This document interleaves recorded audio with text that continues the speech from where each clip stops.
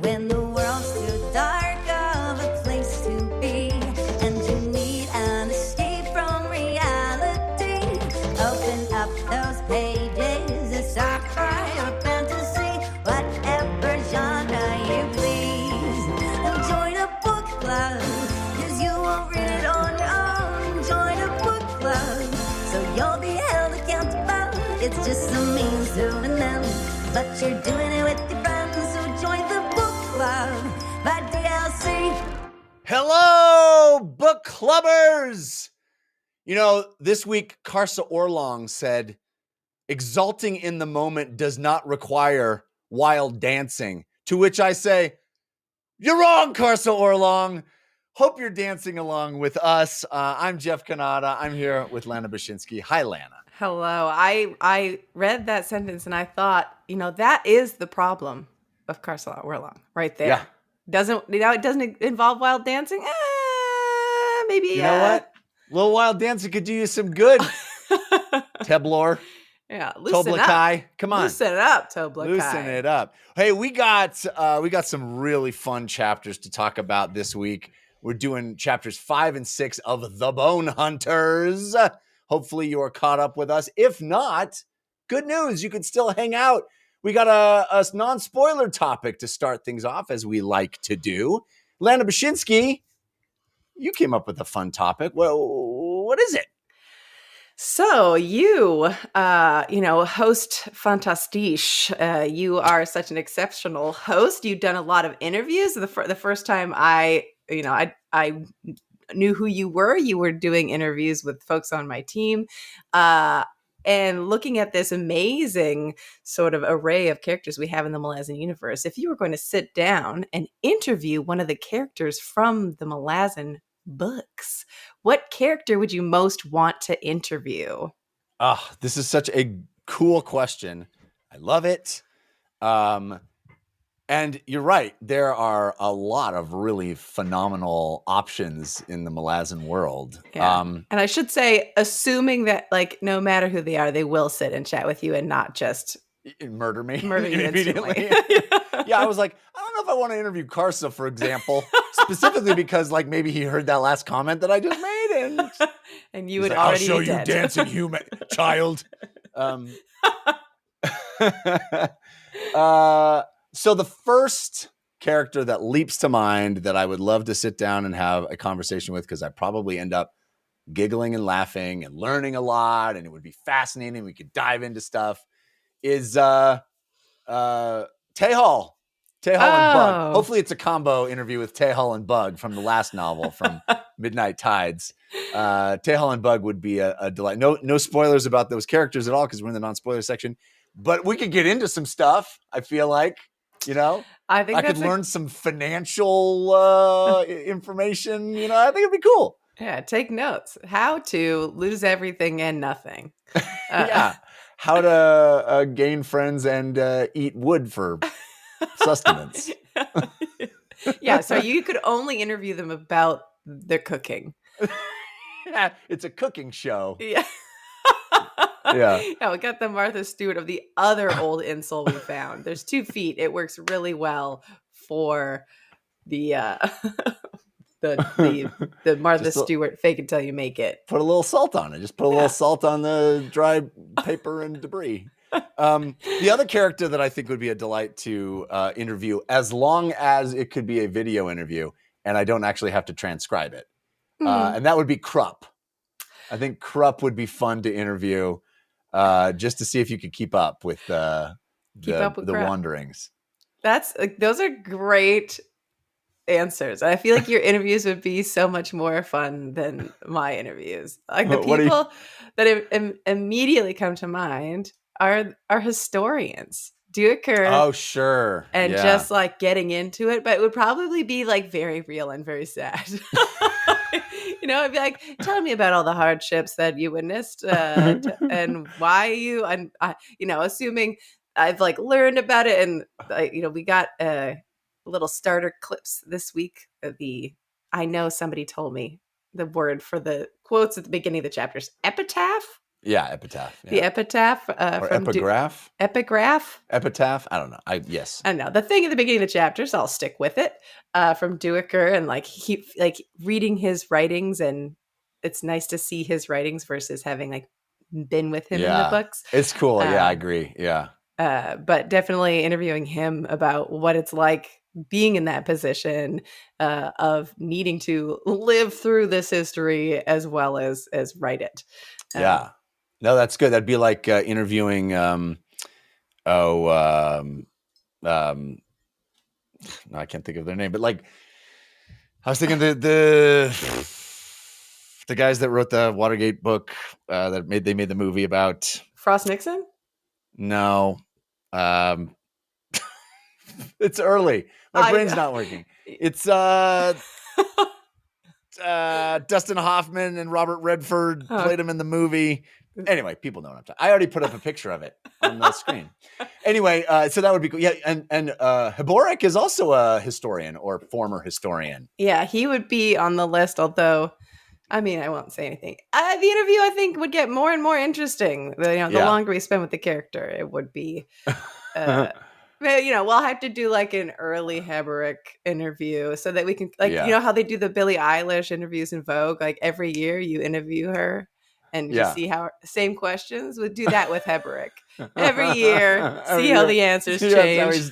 As he's slowly declining into madness. Make him watch the last interview. See if he's like, "Oh, I was so naive back then." That's good. There's a lot of really wonderful characters. I like how your interviews are much more hard hitting. Mine are just goofy fun times, which makes sense for my career and your career. Serious and maybe not so much. Hey, if you're watching this and you have good ideas for characters that you'd like to interview, maybe you want to get that hard hitting Coltane interview on the books. Get him on the record for some stuff. Maybe you want to just interview Grub. I don't know.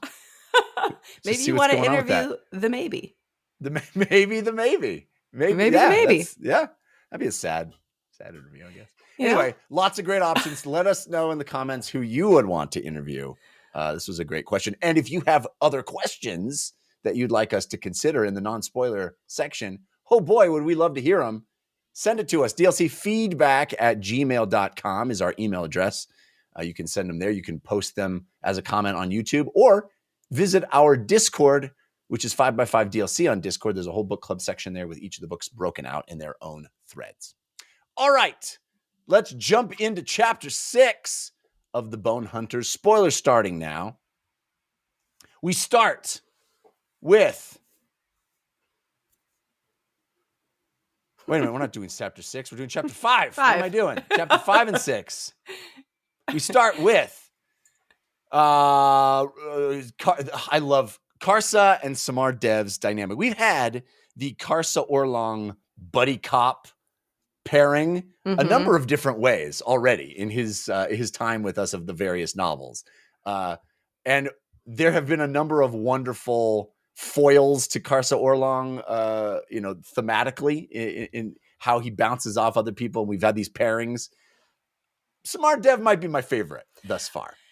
It's so funny that you framed it that way, because I thought that while I was reading. It's so interesting that we almost always see Carsa and it's like Carsa and another person, and like specifically their dynamic. It is so interesting to sort of have him, to see how, the opinion of him changes, how he changes other people through his perspective. Yeah. And just that, like, whatever tension or hilarity or however they bounce off of each other in these spaces. It's exactly like, as I was reading, I thought the same thing. Like, this is a fun pairing of the two. So fun, because she is, could not be farther away from him in a lot of ways. And I also love the idea of an inventor character in this world. It's just so, and she's also got a little magic action. She's also a witch. And that's a cool dynamic just internally in that character of having mysticism meets, tinkerer. I love that. But this is a delightful moment in and of itself. We have the big barbarian just wandering around her workshop, picking up her little inventions and like, what is this? I'll eat it. It's so good. And that awesome moment where she's like, oh, that paste you just put in your mouth? Yeah, that's for dealing with hemorrhoids. That's for your butt. And I love that she's like, I was gonna stop him, but it's not lethal usually. Just go for it, buddy. Yeah. I don't like him that much to tell him not to. They find she's got a spyglass, almost like a telescope, and he looks through that. I love that moment because like this does feel like every time we're with them, there's like a lesson for one and a lesson for the other in like every interaction. Yes. Whereas I feel like in the past, there'd be like times where Carso was really like the leader, the one teaching lessons, or like solely the one gaining lessons. But like the bounce back and forth, like the trading shots is very interesting. It's totally cool. I agree. Yeah. Go ahead. Like obviously we'll get to Samar's sort of ethical dilemmas and her like opinions of her even being a technology developer in this world. Yeah. But Karsa being like, spyglass, I don't need a spyglass. If I need something bigger, I walk closer to it. Yeah. She's like, got this, okay. Like this like down home wisdom, he's got this like, this simple minded, like, no, if need something, kill person who has it. Yes. It's all very, and I love how Samar doesn't just reject it out of hand. She's like, that's some one stuff strategy. you're saying makes some sense, but also no, come on, we're more enlightened than that. Yeah. And even her, I think, I forget exactly the way she phrased it or like how she convinced him to look through it. She's like, yeah, maybe, but also I kind of think that you'll like this. You should just look. Like, I can see that thing over there. And he's like, what? There's nothing over there. She's like, use the spyglass and you can see what's happening. There's like so a little bit of, it like appeals to his like sort of efficiency in like a particular way. It's just, I like it. So good. So much fun.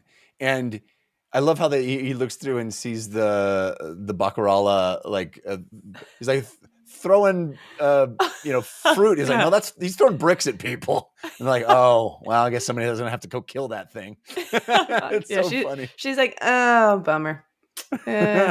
Flew too close to the sun, Yeah. It's just a great dynamic. And I love like the detail of the descriptions of her inventions too. It's just like, of course, Erikson like knows all this stuff and is able to actually have detailed descriptions of that. It's just awesome. Mm-hmm. The level of density of information is always so high. There's certain moments in the book that I can't help but be like, this is a moment that like the action is so tight and so clear that I want to animate it. And in the case of like these inventions, it's like, well, it happens frequently where I'm like, I just want to draw the pictures of the little things that we see. Like I want to, I feel it's so inspiring. Yeah. I love it. It's so cool. I also love fantasy tech. Mm-hmm. It always feels like beakers and glass tubes and I don't know, fun stuff. Yeah. That was terrible. Alchemy. Obviously, Erikson's good at it. I'm not.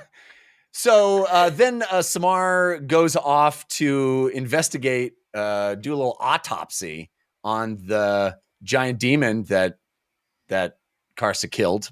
Mm-hmm. She heads over to Moraval Keep, and again, another rich, densely detailed account of all of the anatomy of this thing. Like she's looking at the lobes in its brain, and it's so cool. The lobes in its brain, and like, there are times where I am like picturing, the Kachane Shamali or the Kachane, whatever the short tails are called. And like there are certain details that don't stick out to me. I'm like, okay, they're like lizards, like dinosaurs. But then he describes specifically that thing that I think about seeing on like an iguana. Yeah. That like side thing. And I'm like, okay. Now that I have this picture of them in my mind of the way that it could look, there's seeing that autopsy and just giving me more information, like sharpening the images of what these things look like in my brain is great. It's so. Yeah. And really, feels very visceral and cool, Mhm. and she just is the most awesome, very steampunk's the wrong word, but like Victorian, like gentleman scholar, gentleman Mhm. inventor, gentleman scientist. It's like that. Oh God, what's the? Well, this is not a good morning for me in my brain. Yeah, it doesn't help that I will be no help until you basically give me every detail. What's the guy who wrote Watchmen is Arthur? No, Alan Moore. Alan Moore Yes. did a what's the like horror investigator comic that was turned into a movie? Anyway, it's already been put on the screen. Reminds me of that. I apologize, ladies and gentlemen. This is going to be a long episode of Jeff not being able to come up with the references in his brain. I've gotten very little sleep this week. It's actually trivia. This is a game for you listening. See how many points you get by the end of the episode. Yeah. I have 0. I've lost all the points. Anyway, very cool. A weird thing happens though, is that she discovers it's called From Hell. From Hell. Have you ever read From Hell? I never would have gotten that. It's very good. Metallic centipedes are inside its stomach. It's got like acid blood, which we knew that the Kachane Chamali had, right? We knew about that already. But it has metallic centipedes inside its belly gut. What do you make of that? Well, remember when Cutter is in that space with Hebrick and he hops over the wall and like the bodies are writhing and he's like, oh, it's worms, I'm not even gonna look at it.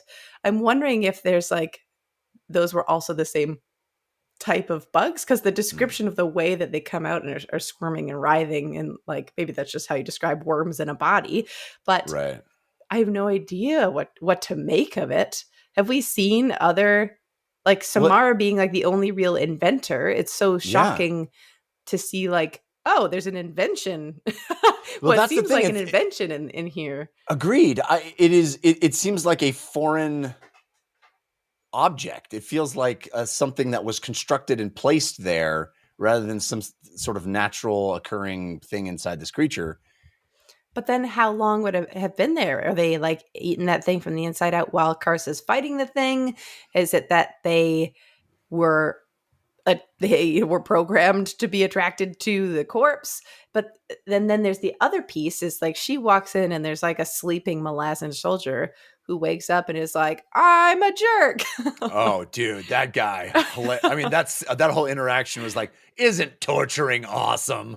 I'm like, did he put them there? Like, who like that? He doesn't seem like he's got the ability to construct something like that. Yeah. But if he might have like obtained them somehow, but it wouldn't have made sense. Like he's going to torture the dead body, maybe.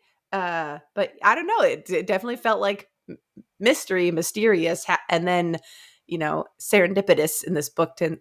This book tends to be, and that we have this inventor that we've met who makes technology, right? Finding the technology. 100% had the same thought, and it's just so out of left field as far as stuff we've seen so far in this series. It's like, whoa, that's a thing now? Like nanobots? We've got, what are we talking about? So did they stop moving because they had the acid blood spilled on them? Or no, they just stopped? It was specifically described as immune to the acid. Like it was. Oh yeah. So they came out and then they were alive only because they were in the corpse and then they died immediately. Mysterious. Very cool, though. Yes. I suspect we will learn more about that eventually.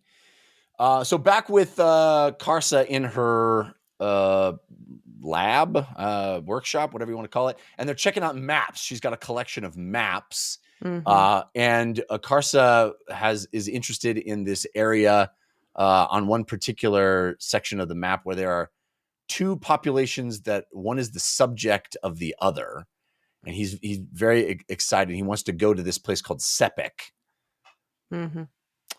So, and then, there's lots of discussion about the Malazan Empire and how it subjugates people or subsumes them into the empire itself. And, there's a place, this place Sepik, Like they didn't even have to conquer it specifically, just sent a delegate and like, hey, you're ours now. And they're like, okay.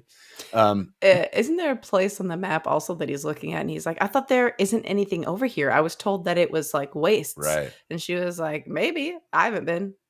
And Yeah. so there's another, and I think that's the area that they're targeting. They're headed. Yeah. Or he wants to go. Yeah.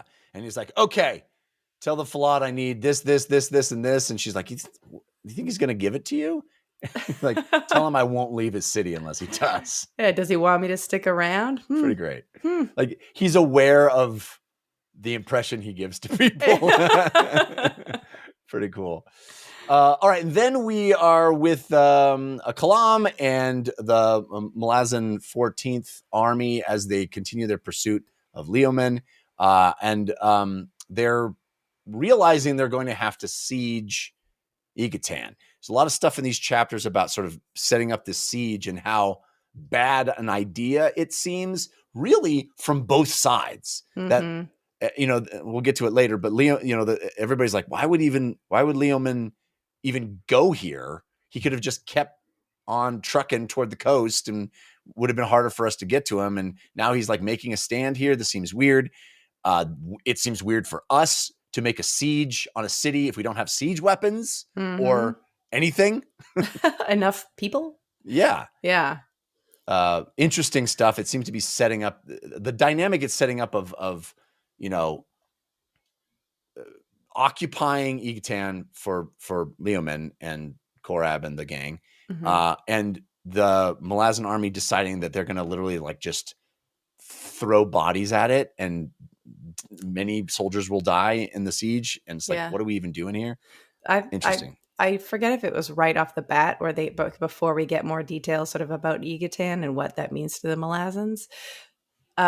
Somebody points out like, Leoman, I think he knows he's done in a way. And so rather than running, he wants to hurt us, and he wants to hurt us bad. Just take down as many people with him as he can. Yeah. Oof.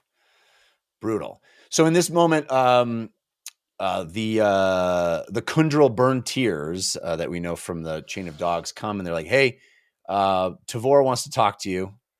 And they bring Kalam and Quick Ben to meet with the adjunct Tavore and Captain Timul and the Fists and the whole sort of leadership council, as it were. And she's like, we don't need you, Quick Ben. We don't need the most powerful high mage for this siege. We don't need you, Kalam, the most badass assassin. We don't need you guys. In fact, go check out the Imperial Warren and check out those weird floating moon spawns, but don't be around me. That whole thing was interesting. I mean, this is one of the things I love, or one of the times that the epigraph. I think you're right, Taff. Like, graph would mean visual, I think. Yeah, was like really setting up. Sorry, there's probably tons of times that this has happened. This is one of the only times I've really stuck it, because it was like, this is about Tavore from a guy we know, and here she is. It was like very recent, where the epitaph describes like everything that happened had to happen at Yucatan was horrible. It was horrible. Right. It would have been worse if it weren't Tavore there. It would have been so bad if she weren't really truly proving herself as cold iron. But instead, it was what it was. And then we like see her, and she's like, get out of here. And they're like, why? This seems wacky. I guess we told her about these extra moon spawns we found flying around the Imperial Warren, but this doesn't seem like the right call. And she had found out somehow through, magical knowledge grapevine that they had in their illicit meeting with Dujek and their other Taishran, their other buddies. And she immediately lost trust in them, and she's just making sure that they can't be there to stab her in the back, which, is one of those things where I would be like, but couldn't you just like keep it, like if you could see them do that, then you can keep an eye on them to make sure that doesn't happen. But I guess I think they're wrong in that assumption. I think they're making that assumption as to why she's doing it, and they're not right. Like they're like, oh, she must know that we had that secret meeting and she must be pissed. And I think what's really happening is she's making a very cold iron calculated maneuver that we don't see we don't have the big picture that she's got in her head yet to know why she's doing that. But yeah, that I could be wrong, but that's my take, is that they're like, oh, she's just mad at us. And it's like, no. She doesn't work on anger. Yeah. She works on cold, calculated, strategic, tactical analysis. I guess I had too much trust in Quick Ben's eavesdropping and abilities. But yeah, no, that's an excellent point. You were probably totally right. Also, an odd moment where Pearl shows up and is just like, hey, I've been spying on you guys. What's up? Do you even know? I've been here. I've been around here. And it's like, there's nothing of it. He just like strolls in and is like, yo, you know? And there's a lot of, it's funny because we'll get to it later, but there's another wonderful character that shows back up that we haven't seen in a long time. But there's a lot of like, hey, I tried to kill you energy in these chapters. So it's like, hey, awkward that we tried to kill each other, but now we're not. So water under the bridge. Hey, buddy, did I miss? Did you guys talk about anything important? I just got here. Yeah, that's very funny. Yeah. So they head off into the Imperial Warren to check out the moon's spawns, and I love that they're like on this cool buddy mission. We'll get to in a second. Okay, then we have, I think, one of the coolest introductions of a new character. I mean, there's a lot of really wonderful introductions of new characters in these novels, but this is up there for me as one of the neatest, where we're with Bottle and he's just like, I love my scorpion. I love my scorpion so much. I love my scorpion. If anything were to happen, I'd be squish. And it's just like boot twisting, like not just an accidental step. Like, I'm killing the scorpion. I hate scorpions. I'm your new captain. What does she say? I can't abide scorpions.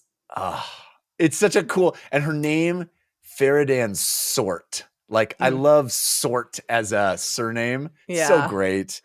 And how immediately he's like, sucks that we're going to have to kill you. Yeah. And anytime he mentions the scorpion, oh, we have to kill her. That's a bummer. It's so funny that it's just like the greatest scene where he's just like, I love my scorpion. Squish. He's like, you stepped. He's just like, Bottle cannot.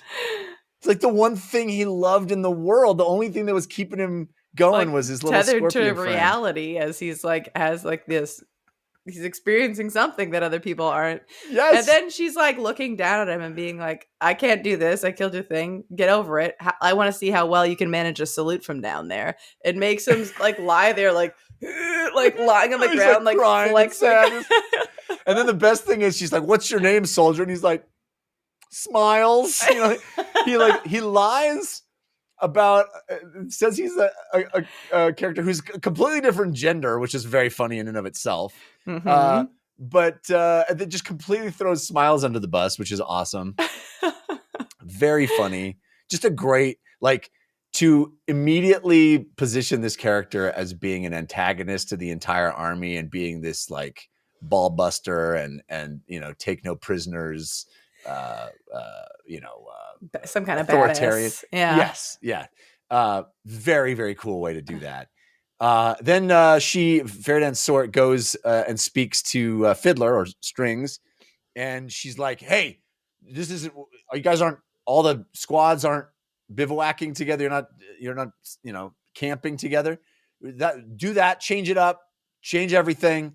There's a new sheriff in town. Yeah. She's like, what time is it? Everybody should be fed and ready to go. Yeah. Yeah. And then she's like, hey, by the way, do you know a soldier named Smiles? He's like, yeah. He's like, that soldier has double duty, carries double load. Yeah. So funny. And then Smiles is like, what did I do? And they're like, captains be captains. And everybody's like, yeah, that makes sense. So great. And then Bottle comes in and is like, she squished Joyful Union. And Cuddle's like, she dead. She's dead. We're going to stab her in the back. Just great stuff. Just such great stuff. All right. And then we have the scene from Keneb's point of view, the Fist Keneb. who finds Grub, and Grub is speaking in Riddles. ominous riddles. Yes, yeah, exactly. Speaking in foreboding statements about the future. Just the oddest little boy, just the oddest kid. I Just like- that kid. You're like, there's something wrong with that boy. I like that he's wearing like the Wiccan garb, but like not well. Yeah. He just like has Yeah. it. Just... Yeah. And so the Blistig comes in and is like, "Hey, we got to confront Tavore. This isn't good. What is she thinking?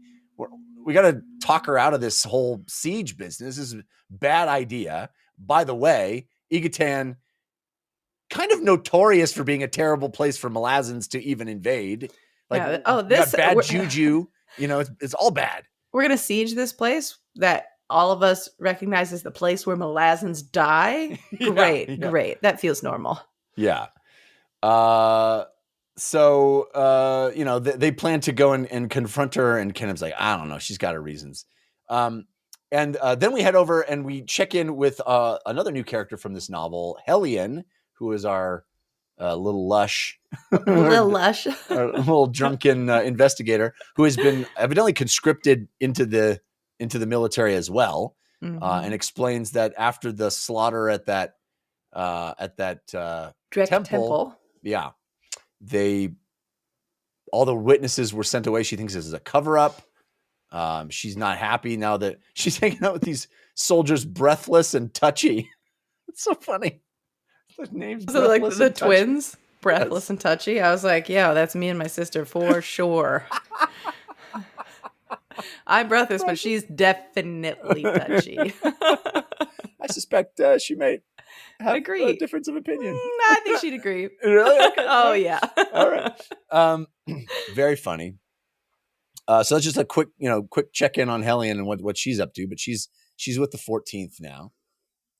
Then we're back to Bottle, who goes over and just distraught over this whole scorpion business. Needs to go and tell Borduke, like, hey, protect your scorpions. There's a lady who wants to stomp scorpions. She's gonna come by. You gotta release him. You gotta release him.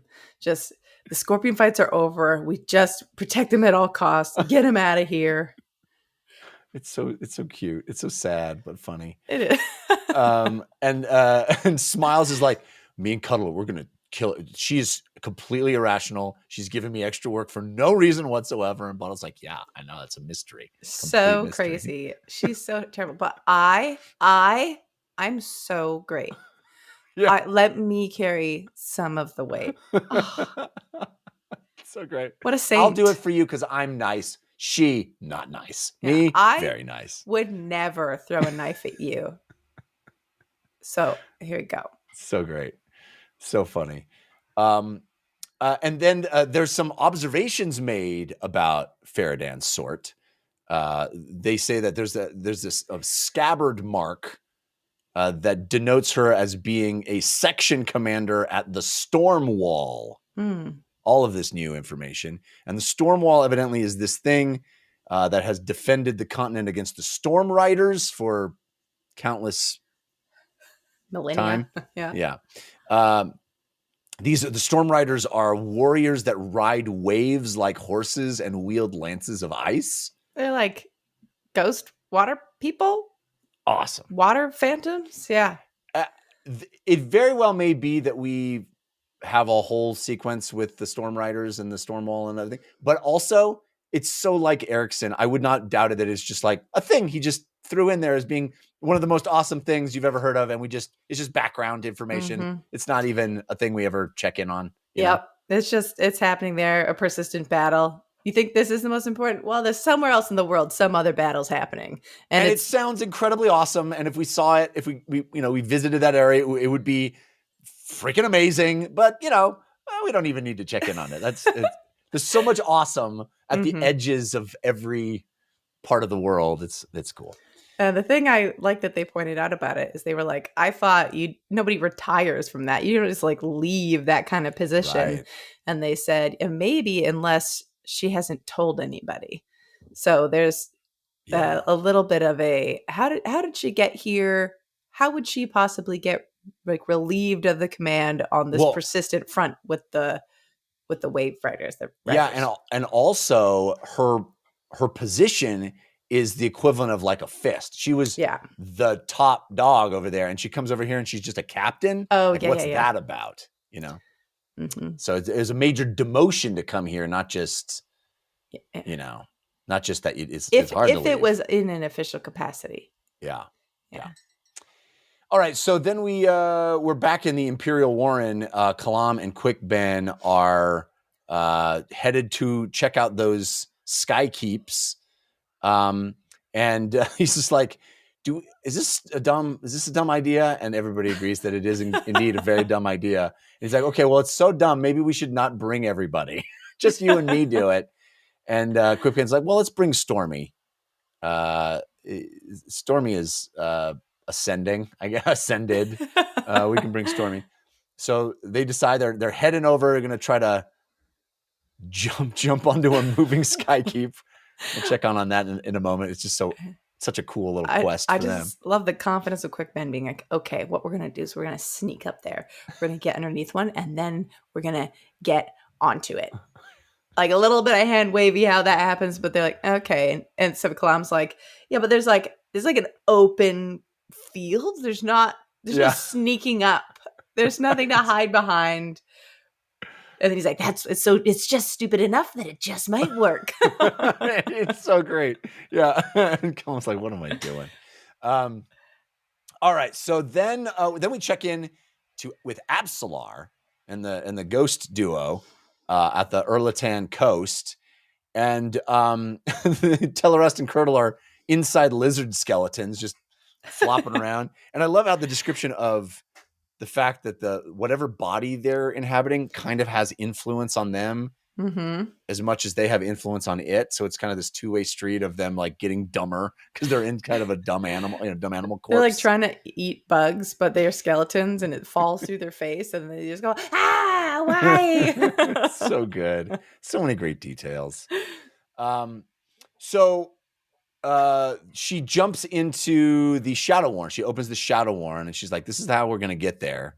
I'm going to walk through and we're going to cross this ocean inside the Shadow Warren, which a little risky because if we accidentally pop out of the Shadow Warren, we drown and die. I like the idea that like you accidentally pop out of it and because you're swimming now, you can't pop back into it. Yeah. Because I guess if you had opened it we've seen what happens if you open and water it would just through. pour through. Yeah. So cool, risky maneuver.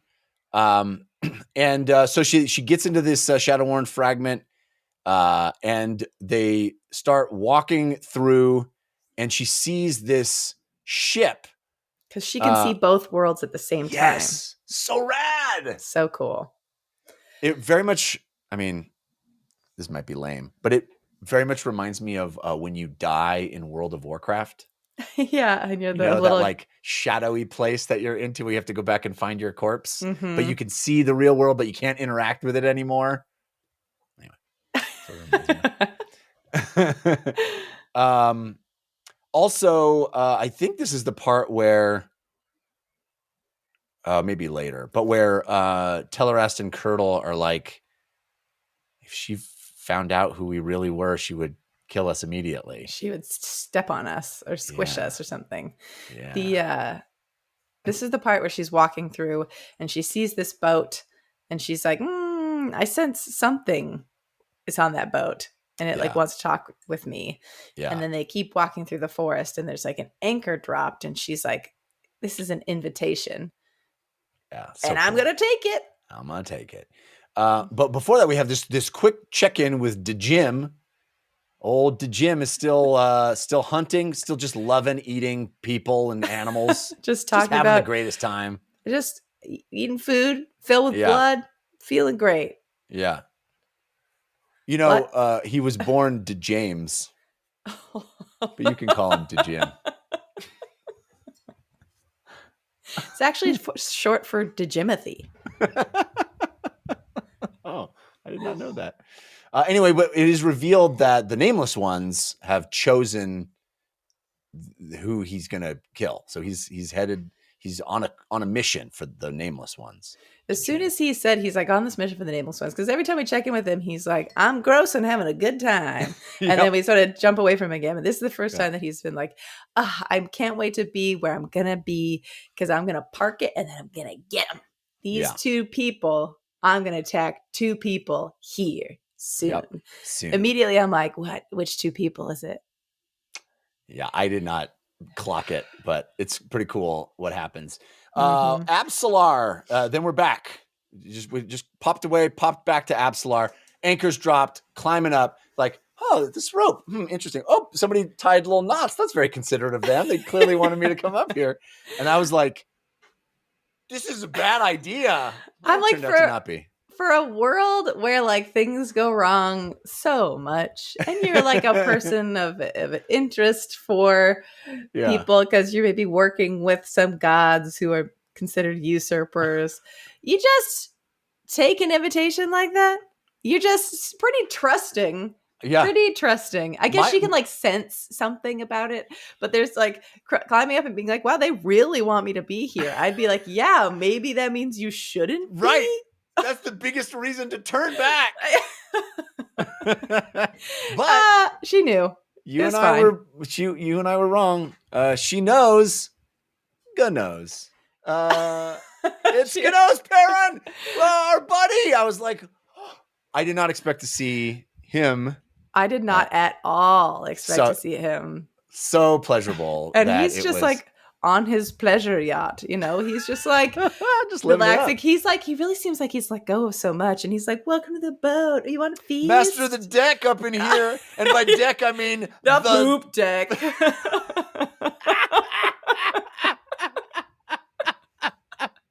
Exactly. Yeah. The party never stops on the poop deck. Woo! But it is the coolest, like, again, you tried to kill me energy, or in this case, you actually killed me energy. And maybe that was good for both of us. Hey, we both had some growing to do. Yeah, who would have thought we'd be here? Yeah. Not me. Not me.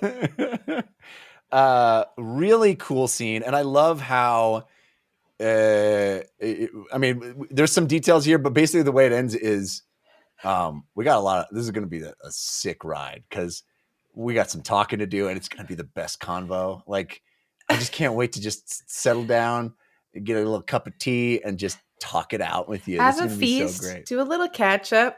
Oh, and then I know we get there. And then it's like, cut to fly by. We're days away from the city that we're going to. And then the next time we see them, we're like, well, we made it to the city. And I'm like, oh, come on. Give me the deets. The thing that we find out about Gnos in this moment is he was living in the Finnest house, which, by the way, it sounds like the worst, like, college, like, a living situation where he's like, there's these 2 guys. All they did was sleep all the time. There's basically permanently passed out. They didn't help out with any of the chores in the house at all. There was this other guy who is literally a tyrant. But now but like, even though he was a tyrant, like, he kind of had to listen to me. So he's basically like my little jacket manservant. Don't tell him I said that. Please do not tell him I said that. I should not have pledged Finnest house because it turned out to be a bad idea. Pledged Finnest house. It's like he's living in the frat house. The frat house, yeah. That's why those vines all grew into those Greek alphabet on the front door. But then, there's this odd thing where he's like, we're in this titanic war, this ultimate war between the gods. He's like, the crippled god has declared war on all the bad guys, to which I'm thinking, well, maybe you shouldn't have sanctioned him, dude. Yeah, but it's kind of on you. But then there's this interesting moment. This may happen in the later section, but where he's like, yeah, I'm the master of the deck and I sanctioned the crippled god and give him a house of chains. And Absalar's like, makes total sense. Makes I'm here. Sense. I'm with you. I like it. And I'm like, doesn't make total sense to me. Even Gnu's being like, I'm surprised that she like immediately agreed with me. She's like so smart. And I'm like, yeah, but I'm so stupid. Talk it out. Talk Yeah. it out. Give me that. I mean, I know we marched through it with the what's his name? Begins with a G that turned into a tiger. We talked it out with him. Gruntle. Yes, Gruntle. Thank you. And he, we got some logic behind it, but I still am like, Gnos, you're literally saying the biggest threat is the war that the crippled god is waging, and you gave him a thumbs up. We gave him the thumbs up, but the logic was that he has to now play by the same rules. So he's going to wage that. I think the logic is that he's waging that war no matter what. And if he's not in the deck, then he's like outside of time and space and can I think you're do right whatever about he that. wants. And now that he's like sanctioned in the deck, it was the only way to try and put some boundaries on him, which seems like, I mean, obviously I don't quite understand how the magic works, but I'm like, it seems like he would just be still the same guy, but now also have his trading card. No, you're absolutely right about that. And I think that is the logic, but still it feels like any kind of thumbs up, it just feels a little bit guilty by association. Yeah. But it does sound, but there is also this thing that they say where, there's this hint of Gano seems to be saying, I'm 90% sure the crippled god is awful, but 10% of me is well, maybe the elder gods are not great. The other elder gods. There's this kind of weird, I kind of don't even know him saying, I kind of don't even know who's on the side of who I should be supporting here. But they are, he also mentions that they are starting to possibly pick sides. And so there will be sides and some people, the crippled god is gaining allies. Yeah. And the other thing we have seen in this book is we've seen these 3 elder dragons straight up being if you set us free, we will kill you. Yes. So if they are a hint of what the elder gods really are in their heart of hearts, maybe crippled gods onto something. I don't know. It's interesting. And again, it's always going to be, with these novels, it's always more sophisticated, more complex than simply good versus evil. And so I love the fact that the crippled god, there's some sense of maybe there's a point to be made. There's the word compassion is thrown around. That's how the crippled god is getting allies, is through compassion. And so that's, it's interesting. It's always going to be more interesting than simple black and white, which I love. And Absalar even says, does he deserve that? And they both just kind of shrug. They're well, we don't know. Yeah. Okay, so then we check back in with Cara and Samar. Cara, by the way, we get a pretty detailed description of how he's looking these days. Pretty awesome, I gotta say. He's now wearing a seashell vest. I'm like, I want a seashell vest. That sounds rad. Seashell vest?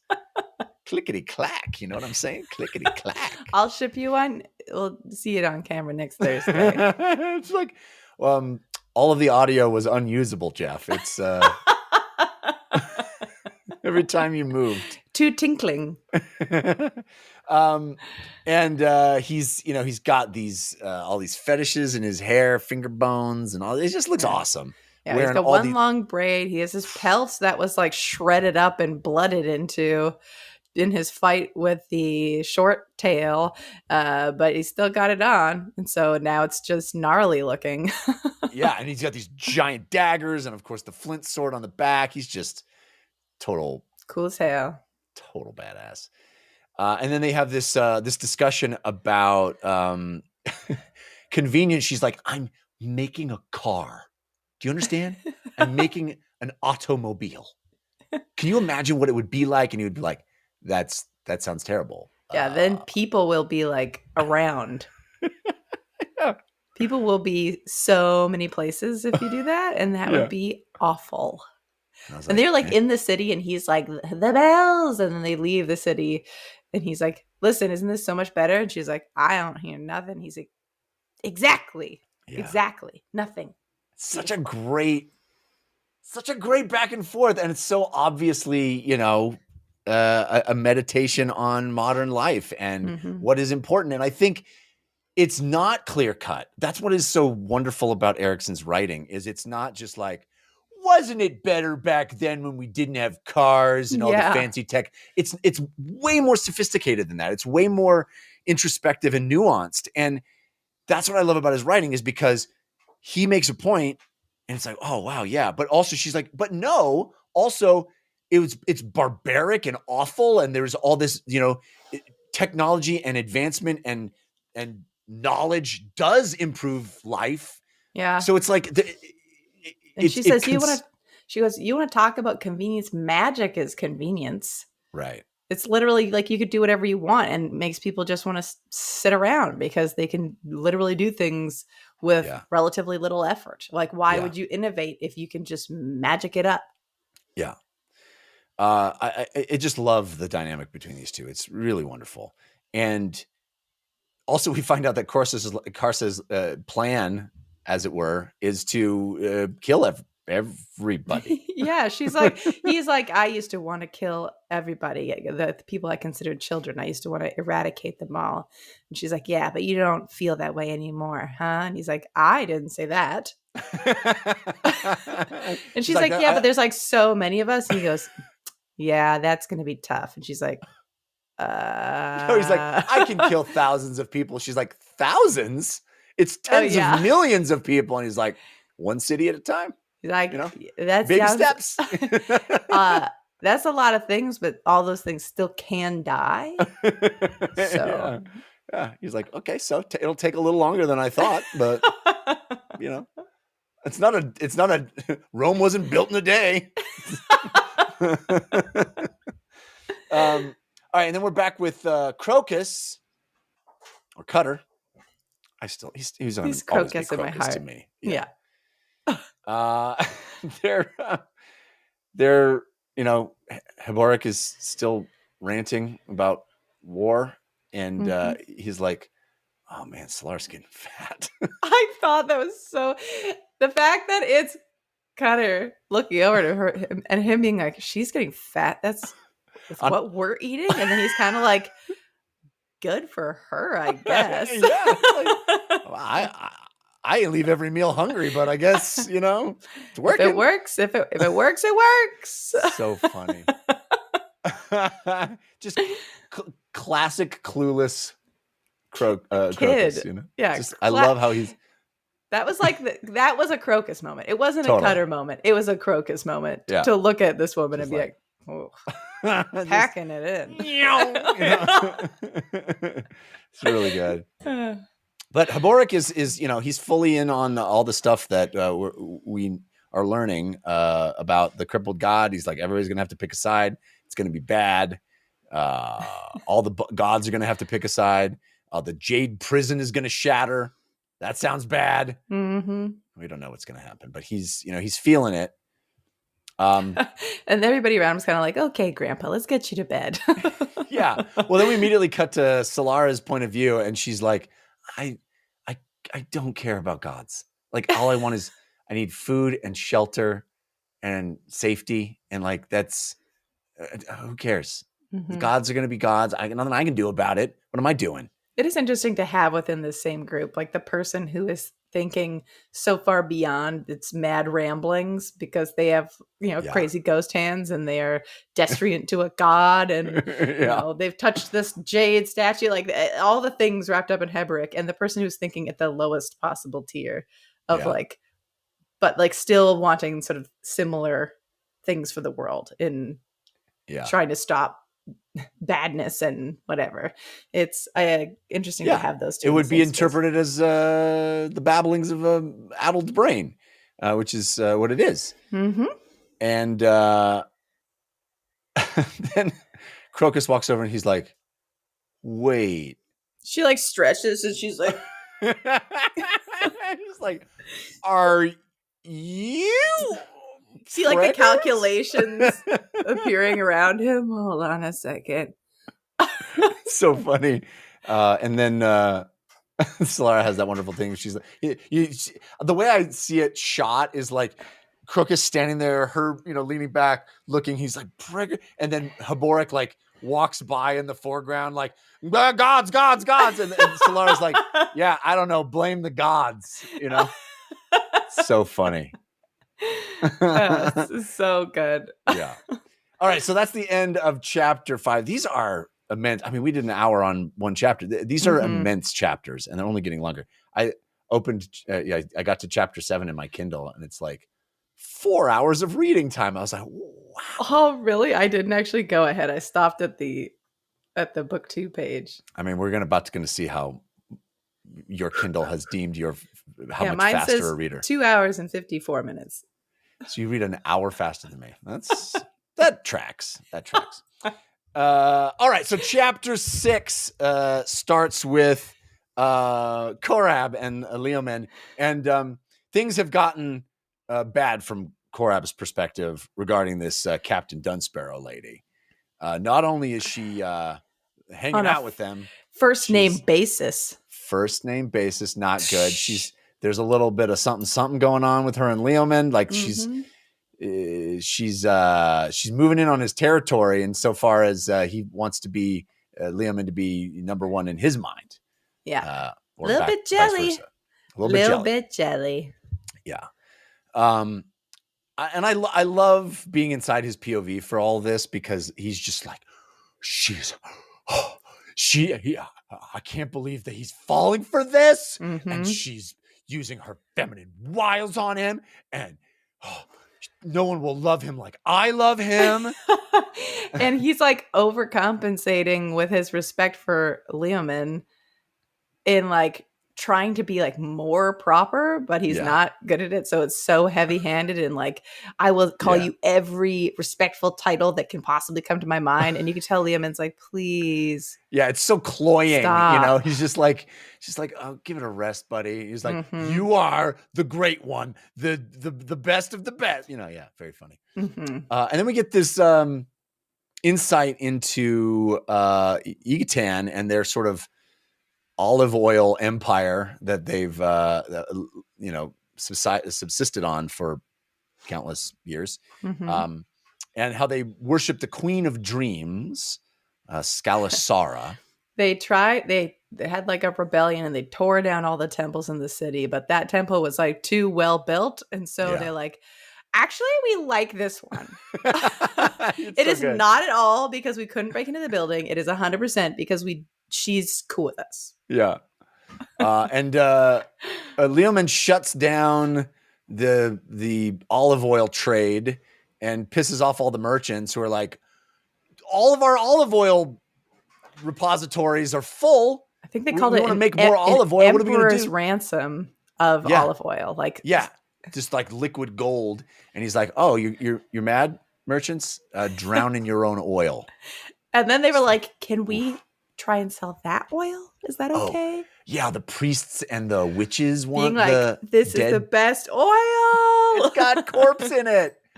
Oh, you want that dead body oil. Whatever the opposite of extra virgin is. Oh, this is extra sullied oil. Exactly. Yeah. Couldn't be less virgin, if you know what I mean. But what a way to go, to drowning in olive oil. Oof, that just sounds terrible. Sounds terrible. It made me feel slimy just reading it.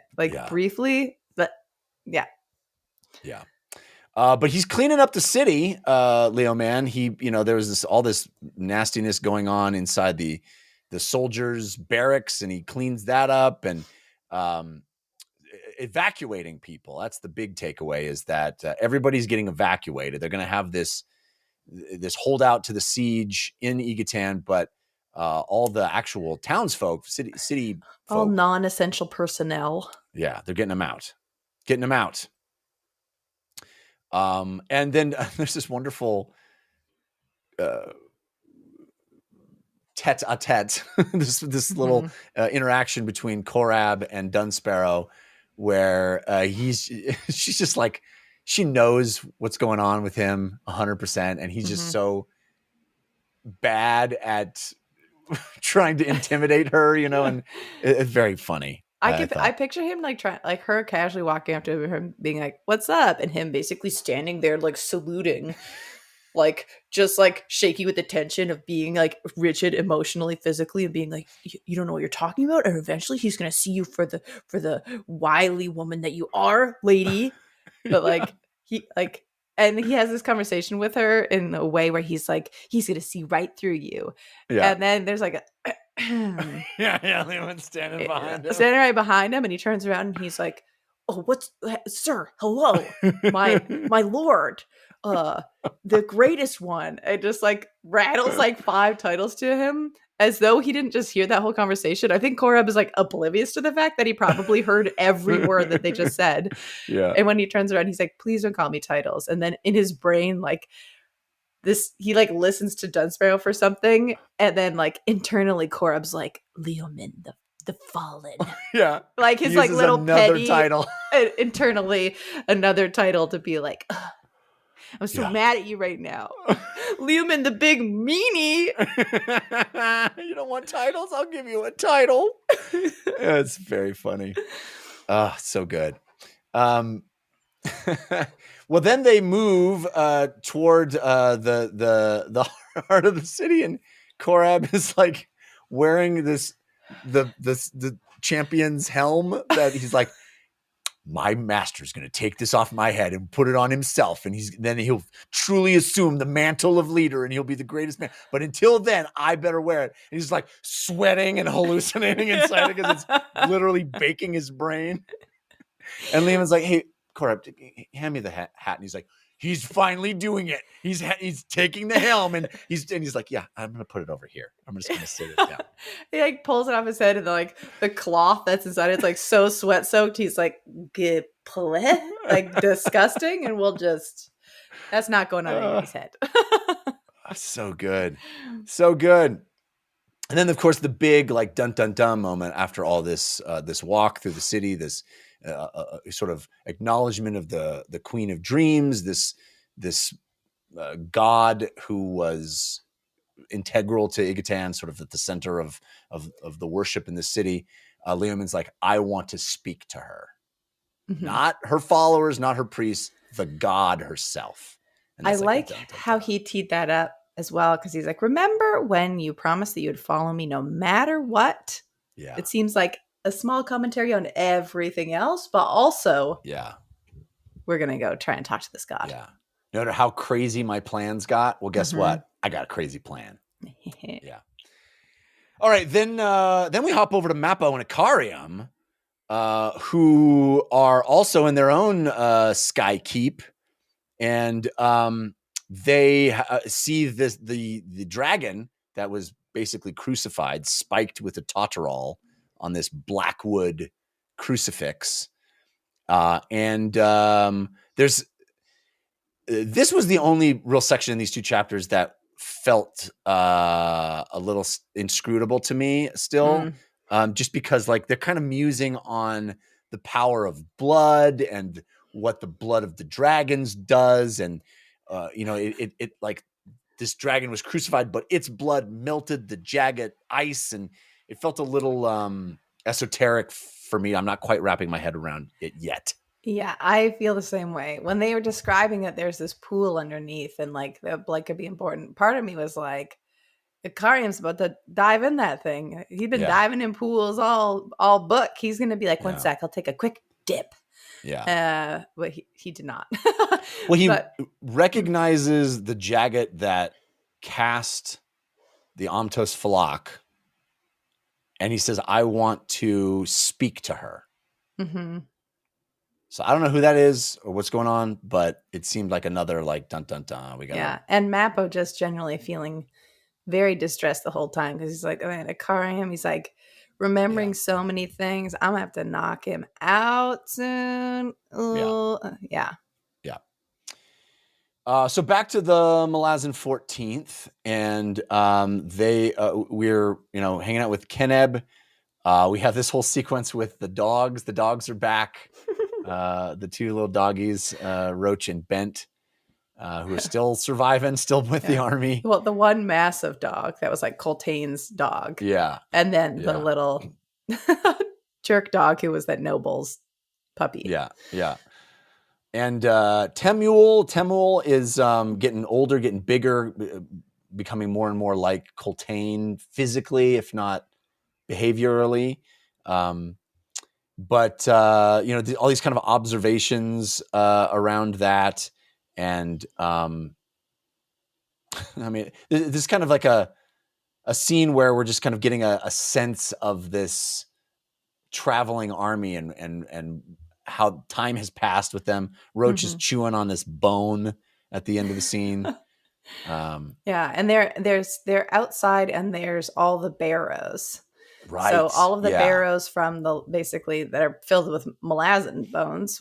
And it's described as that the city has cut their sort of sewer system going through the barrows. It's like, it's pretty clear what Egatan thinks of Malazans, and that they are literally crapping on them all day, every day. Yeah. And so we're just like, we're starting to get a sense, because for like in the book they kept being like, earlier in the book they kept saying Egatan, and they'd be like, I don't even want to think about Egatan.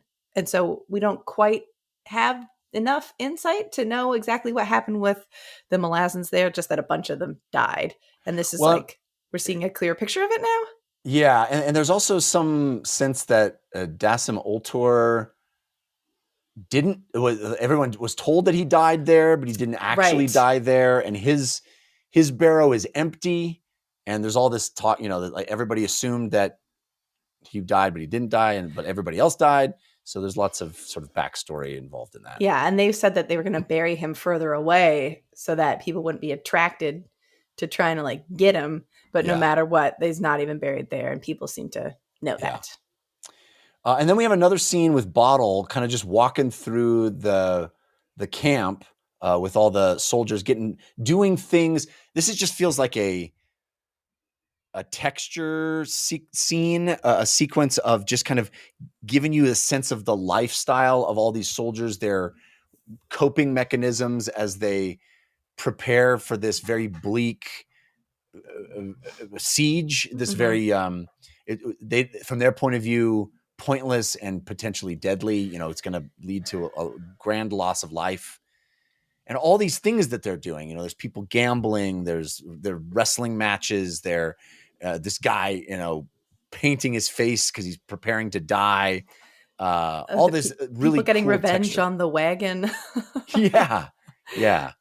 All kinds of. I love that Erikson takes the time to sort of step through and give you a sense of this really large group of people reckoning with their own mortality and what they do as soldiers who are marching into almost certain doom for many of them. And just that, as well as like, what do you do when you're not marching or fighting? Yeah, right. All right, so then Bottle returns to Fiddler's squad. Oh, but he's going through, and the reason he's doing that is he's telling everybody, like, to the captains, like, Tavore wants to see you. Tavore wants to see you. Tavore wants to see you. So he's gathering people from across the squads together. Yes. And he tells Fiddler and that group, Gessler's like, I'm not going. I'm not going to meet Ferdinand Sort. I don't want to meet that. She sounds terrifying. Oh, yeah. Sort wants to see everybody, not Tavore. Right. Sort wants, Yes. And as Bottle is sort of going through here with the, telling everybody, he eventually sort of has this vision, this experience. He's thinking about war and musing on the necessity of war and what people do for war, and then he sort of hears his grandmother's voice, what he thinks is his grandmother's voice, or maybe is starting to suspect might not be his grandmother's voice. It doesn't he go walk? He like goes through the whole thing. He chats with Fiddler and Gessler, and then he like goes to walk to where the meeting place will be. Yeah. And then he starts hearing the voice. So he's not next to everybody while it's happening, but he starts going towards where Sort plans on meeting everybody in a bit. And he sees all these sort of things on the ground. And he starts envisioning the birds, the carrion birds, and there's pottery shards, and he sees these drawings of Coltane and Coltane's crucifixion, and all the dead Wiccans and all the stuff from the Chain of Dogs. And then he literally has a vision, or I'm not sure if it's a vision or if it's actually this kind of weird time travel moment, where he sees the aerosol. And we know it's time travel because you're not allowed to have aerosol anymore because of the ozone layer. Oh my God. I was like, what? Are they pets? Anyway, God. I'm sorry. Yeah, that's fine. I apologize to everyone. The aerosol shows up, and it's this kind of, we know these are kind of these primitive, almost Cro-Magnon or cave people that from prehistoric times. And this one in particular shows up, has a human face. It's female, and it has been following the march of the army. It picks up sand, throws it in Bottle's face. Bottle's like, I don't want to talk to you right now. Yeah, Bottle's like, is this just in my mind? Is it real? And she throws the sand at him, and he's like, I still think maybe it's just in my mind, and I just don't want to. And then she like throws more dirt at him. He's like, okay, I'm listening. I'm here. No more dirt, please. And then she grabs his hand and puts it on her belly. Yeah. She's like, feel my baby. Oh yeah, she's feel pregnant. My baby. Whose baby is that? I think it's Troll Sengar's baby. Yes. Because remember, Troll Sengar got. His seed was stolen. Yes. By an aerosol. At the time, did you have this picture of an aerosol in your brain? No. See, this is one of the things, like the comments that we keep getting, like aerosol, is that like the dragon? There's another word that they use for the dragon that I think is close to that, but there's like a couple of like the fantasy creatures that there's like a couple similar words.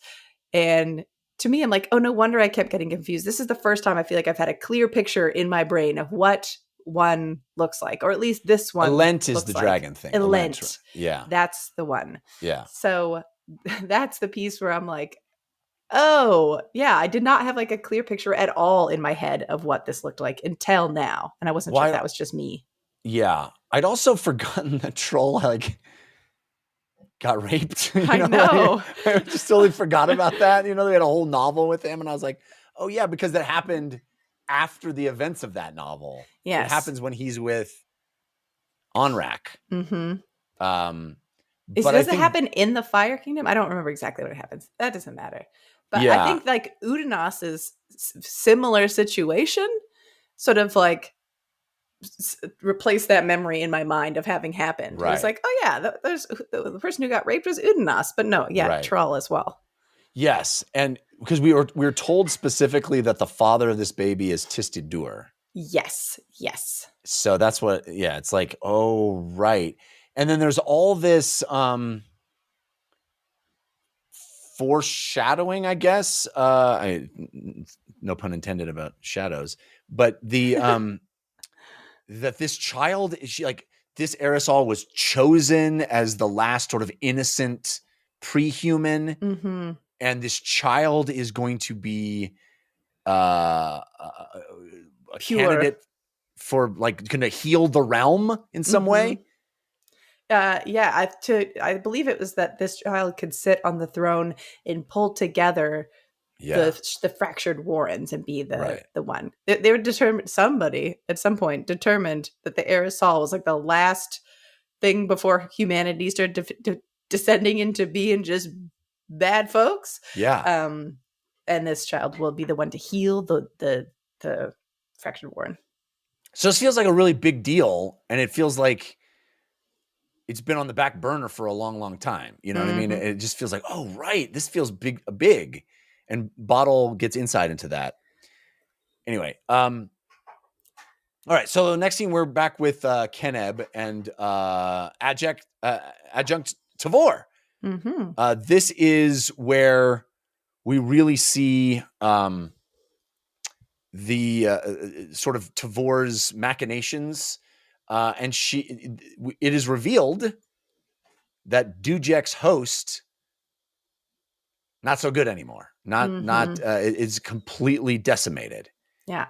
And he has like a bunch of new soldiers that they're sort of like trying to give him, but they don't got what it takes. They haven't been tested. And so But what she has determined is that the idea of Dujek's host is more important than the reality of it. And not just that, more important than her own reputation among her soldiers. Mm-hmm. So she's willing to be the bad guy and appear to be foolish and brazen and throw their lives away to protect their hope and their confidence in Dujek and his host being able to come in and save them at any time. Mm-hmm. Which is so cool. Such a cool notion. Cool. I really like Tavore. Isn't that crazy? Where like the way she was introduced in Deadhouse Gates, right? Mm-hmm. Is like she's the awful sister that we hate. Mm-hmm. And now we're like, oh, I really love Tavore. Oh, she's so cool. Strategy? What strategy? Yeah. Awesome. So there's this urgency of we got to crush the Leoman and the folks that are holed up inside Yucatan. We got to do it fast. It's got to happen. Because the longer we wait, the more likely that other unrest will spout up in the region. Right. And we will have to deal with that, or we can't at all. Yeah. We just can't. So Keneb is like reeling from this. I can't believe this can't be true. Dujek's host can't be in this bad a shape. Goes to confront Fiddler about it. It's like, tell me the truth. Fiddler's like, ooh, yeah. He's like, she's like really smart, I guess. Yeah. She figured it out. So that's pretty cool. Okay, back to Ganoz, Paran, and Absalar on the boat. They're, he's kind of musing about how like, oh man, I'm glad the bridge burners survived. And Absalar's like, you ascended, right? And he's like, I don't know, maybe I ascended. She's like, feel any different, but I feel so relaxed. Yeah. She's like, Mimosa? That's how you feel when you ascended. Yeah. And then this is that moment where Tellarest and Curdle are like, thank goodness Perrin didn't told her who we really are, because she would have been pissed. Yeah, she would have. Well, he's like, they are like really nervous and they're like, you've already spent too much time with this guy. You got to get out of here. And she's like, oh yeah, you're nervous because he knows so much about you. And they're like, does he? Even if he did, he didn't tell you. And she's like, didn't he? And then, so she clearly has learned some amount of information about them that they did not quite glean that Ganoz actually gave Absalar. And they're like, anyway, smuggle us out of here. There's dogs outside. And she's like, all right. So good. And then, so they arrive at the city of Kansu, and this place has been plagued. A plague has broken out. And has it actually? It has actually. What? They go through the city and they're like, it's so weird. The merchant shops are closed. There's like nobody really out here, even though it's peak season. This is so strange. And after they Absalar sees Ganoz like spend way more money than is necessary to get these horses, and then when they get out of the city, she's like, do you notice anything wacky back there? And he was like, oh, it's the plague for sure. And then she says, oh, was it Polale or whatever the plague is? And he's like, definitely that. Yeah. So that's what I think is the weirdness. It wasn't like a naturally occurring plague. It was this the god of pestilence, right? Basically the mistress of pestilence, which seems like an interesting detail to bring up. And then I guess both of them, because they're pseudo ascended, we're like, anyway, sucks for everyone but us. See you later. Bye. Yeah. So back to Cara and Samar. Dev, they're having another philosophical debate about magic v tech, which I love. And they realized that there was this monster basically in this gorge, and that caused all the spirits there to flee. Mm-hmm. Like it fled. They fled. Yeah. Big deal. All right, then we I love this sequence with we just cut back to Kalam like clutching the bottom of a Hey, very hand wavy. How did he get up there? Magic. Quick Ben got him up there somehow, but now he's like falling off the wall. Quick Ben's magic that was helping him is somehow gone. Yeah. He's like looking at the structure, being like, "Is it Ototoro?" It's not. But his gloves are cut through. His hands are bleeding, and he's just like, he's holding on for dear life, please. like hovering over the ground, like looking like, are the guys coming? I don't see the guys. Are they coming? I don't see them. What do I do next? You know? And he's like, oh gosh, my legs are in so much pain and they're going to go numb, which would be worse. So he's like, I'll just get to the wall and then I can be chill. And he climbs up there and he's like, where are the guys? He's like, I don't see them, but I do see small footprints leading to what looks like maybe a big hole. Yeah. He's like, I guess what I'll do is I'll just pray to Cotillion. And Cotilion's like, did somebody say Cotillion? He's like, you got here really fast. He's like, I don't know. Maybe I was nearby. Yeah. He's like, that makes me think you're nearby. And he's like, that would be so random. I was nearby. Yeah, I was. Cotillion's a delight. Delight every time he shows up. And he's eating an apple, like the classic, this guy is being a smarmo. Yeah. Yeah. Shows up like, hey, how's the wall? Yeah, Kalam's like, and he's like hanging on with one hand. He's like, what's up, bro? Oh, sorry. I just have a couple questions. What are you doing? He's like, by the way, you know there's a bunch of giant knife hand dinosaurs in there, right? He's like, it's like filled. He goes, filled? He goes, definitely filled. And then he's like, okay, other question. I guess that was the only one. Anyway, let's go. Yeah, he's like, yeah, you're gonna answer all my questions, right? He's like, yeah, well, what other questions do you have? Just that one. Very funny. Very funny. What a jerk. So good.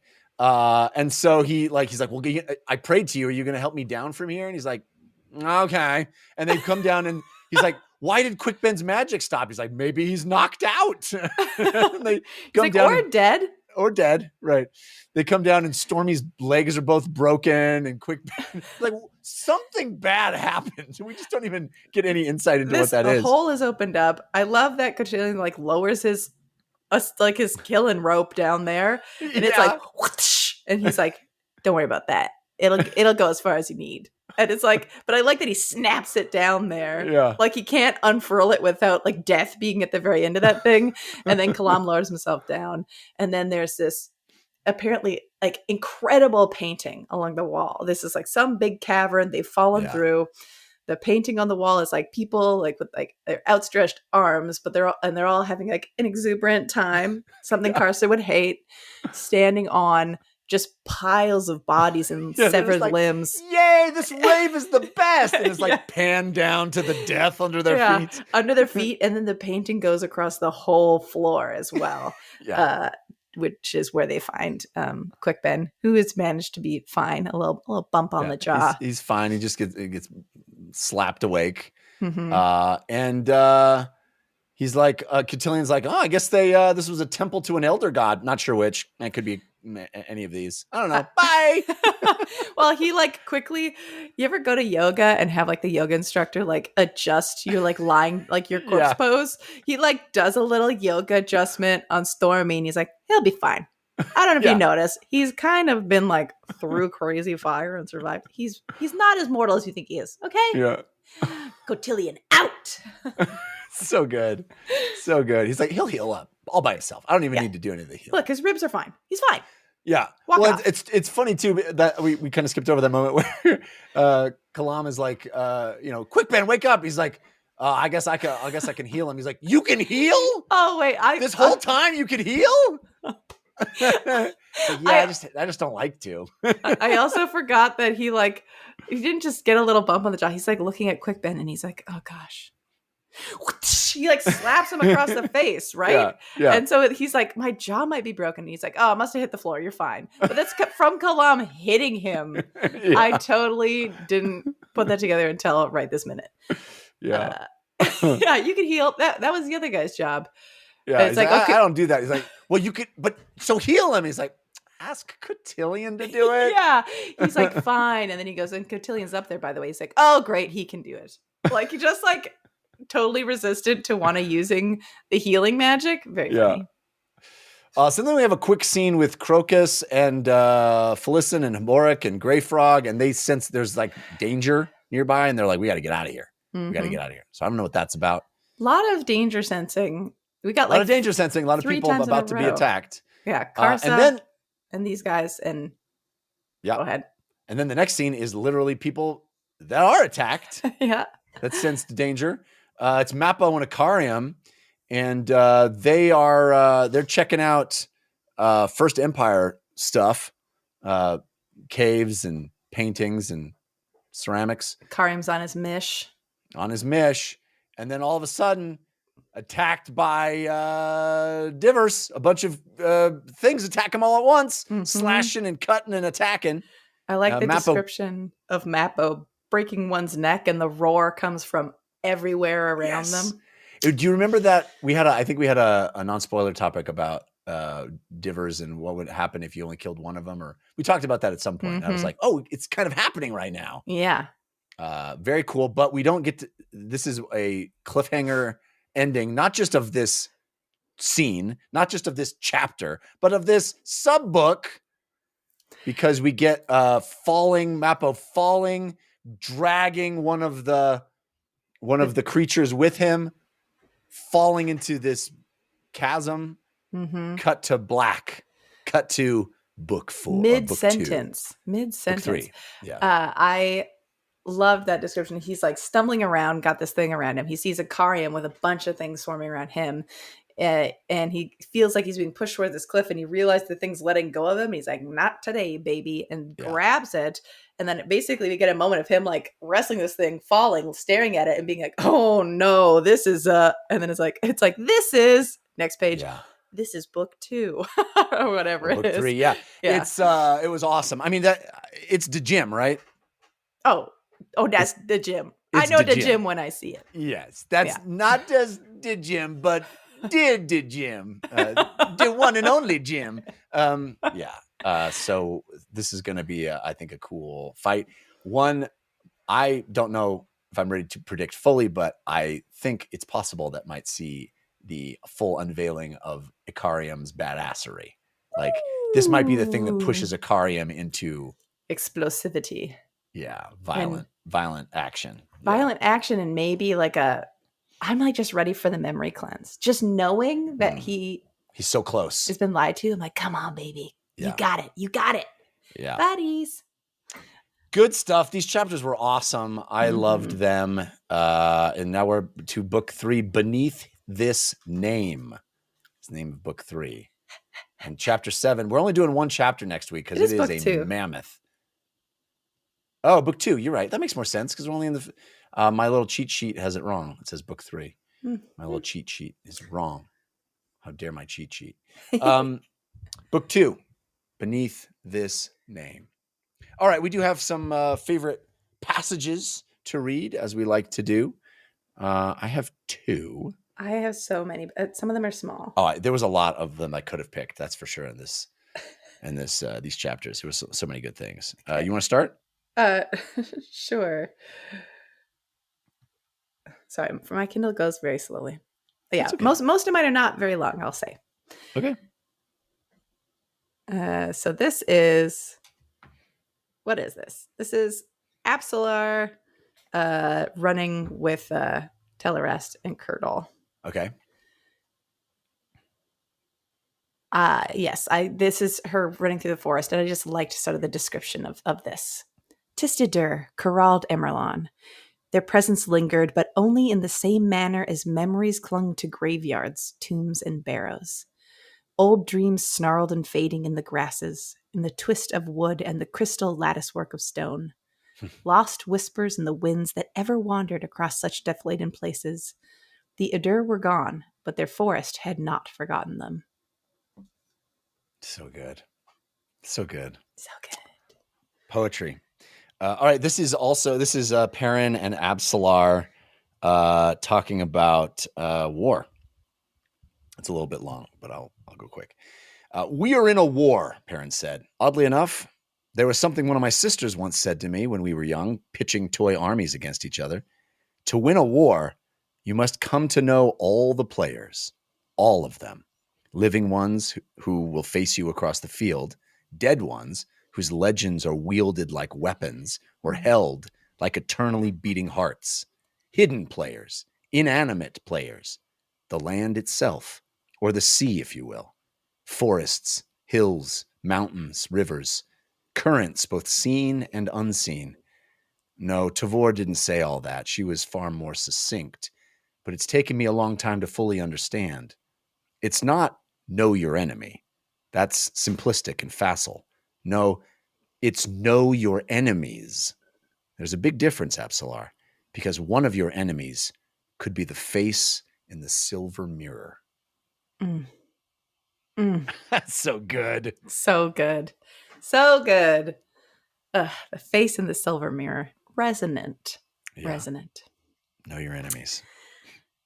I've got one with Karsa talking with Samar. Love it. Out onto the battered road, then the city falling away behind them. After a time, Karsa glanced back and bared his teeth at her. Listen. That is better, yes? I hear only the wind. Better than 10,000 tireless contrivances. He turned back, leaving Samar to mull on his words. Inventions cast moral shadows, she well knew. Better than most, in fact. But could simple convenience prove so perniciously evil? The action of doing things, laborious things, repetitive things, such actions invited ritual, and with ritual came meaning that expanded beyond the accomplishment of the deed itself. From such ritual, self-identity emerged, and with it, self-worth. Even so, to make life easier must possess some inherent value, mustn't it? Easier. Nothing earned, the language of recompense fading away until as lost as that ancient tribe's cherished tongue.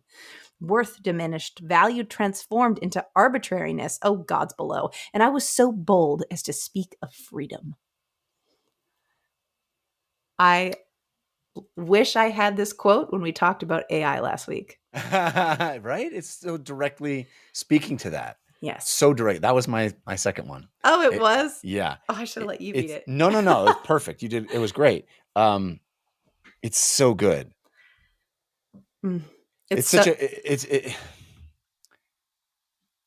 The struggle in her of making things easier has value.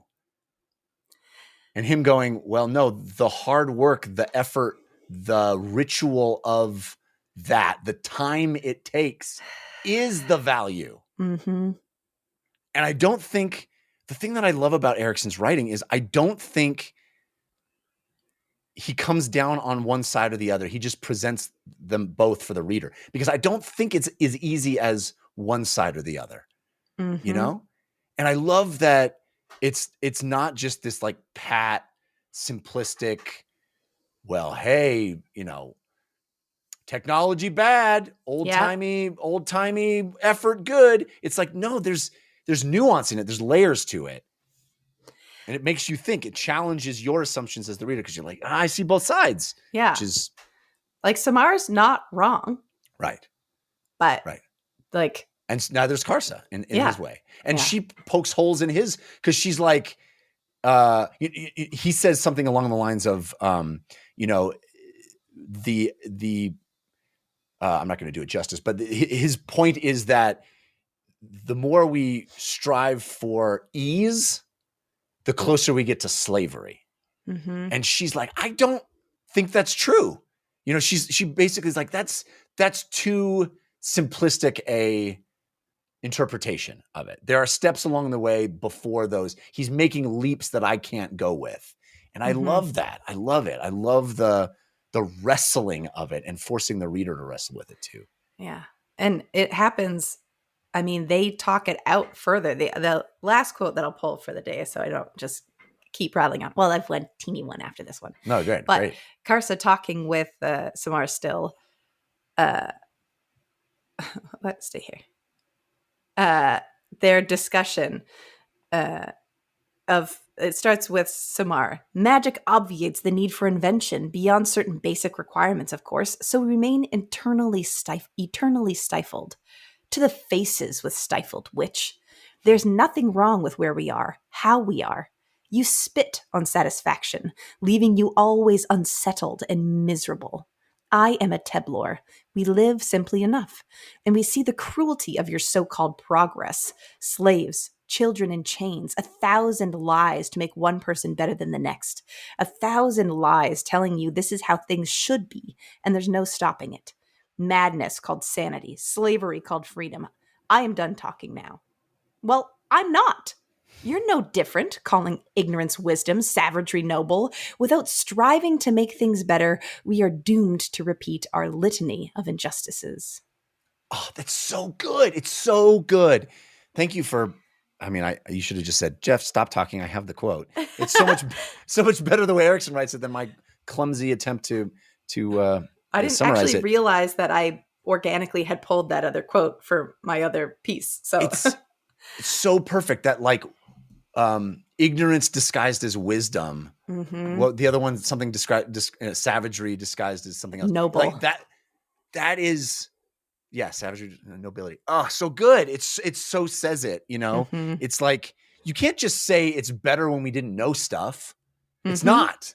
Knowing, without knowing stuff, we are just going to make the same bad choices that we made. Yes. Yeah.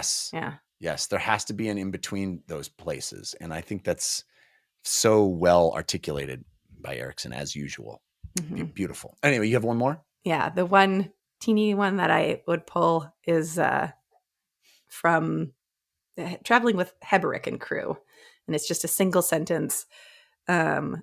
And it's talking about people who see that the actions that they can take don't matter. The truth of futility was the hardest truth of all. And for those clear-eyed enough to see it, there was no escape. Man.